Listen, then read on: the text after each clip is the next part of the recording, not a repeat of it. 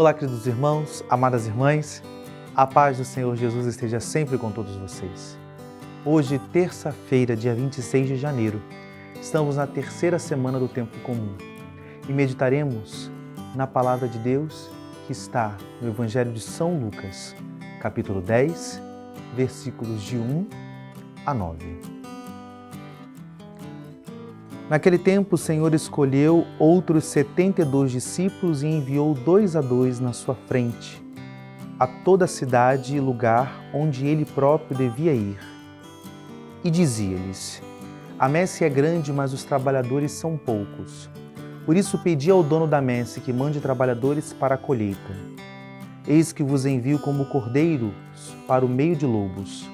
Não leveis bolsa, nem sacola, nem sandálias, e não cumprimenteis ninguém pelo caminho. Em qualquer casa em que entrardes, dizei primeiro: a paz esteja nesta casa. Se ali morar um amigo da paz, a vossa paz repousará sobre ele. Senão, ela voltará para vós. Permanecei naquela mesma casa, comei e bebei do que tiverem, porque o trabalhador merece o seu salário. Não passeis de casa em casa. Quando entrardes numa cidade e fordes bem recebidos, comei do que vos servirem, e curai os doentes que nela houver, e dizei ao povo: o reino de Deus está próximo de vós. Palavra da salvação. Queridos irmãos, amadas irmãs, nessa nossa trajetória, nessa nossa caminhada do tempo comum, hoje também nós celebramos uma memória que está muito relacionada com aquilo que celebrávamos ontem. Hoje celebramos a memória de São Timóteo e São Tito. São figuras que aparecem para nós no Novo Testamento, porque nós temos 2 cartas a Timóteo, uma carta a Tito, que são destinadas a eles, escritas por São Paulo. E por que estão relacionadas? Porque Timóteo e Tito foram colaboradores de São Paulo. E quando a igreja coloca, logo num dia depois, a memória desses 2 grandes homens, ela faz diretamente uma relação àquilo que celebrávamos ontem.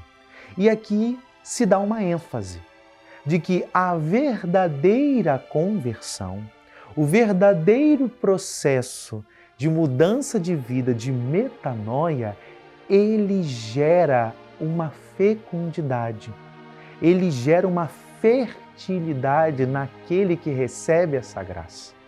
O que quer dizer?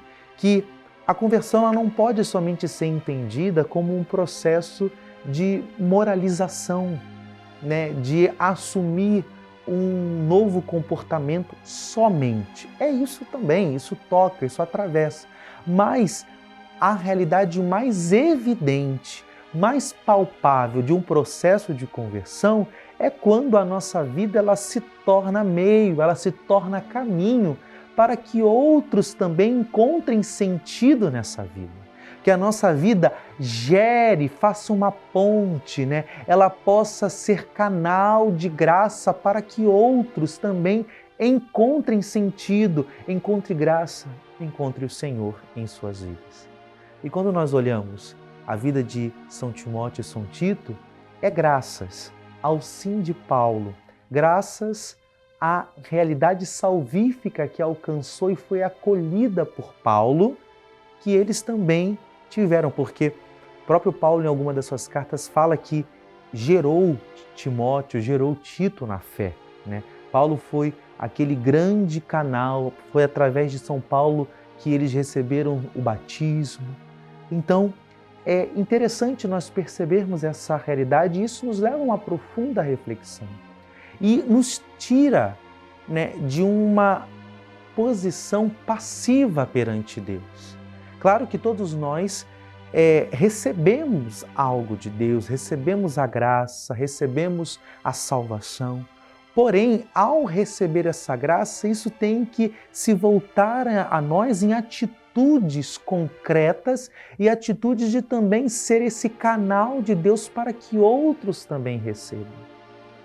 Creio que, meu irmão, minha irmã, nesse santo dia a gente possa refletir sobre isso, porque às vezes a gente fica numa expectativa somente, exclusivamente passiva perante Deus.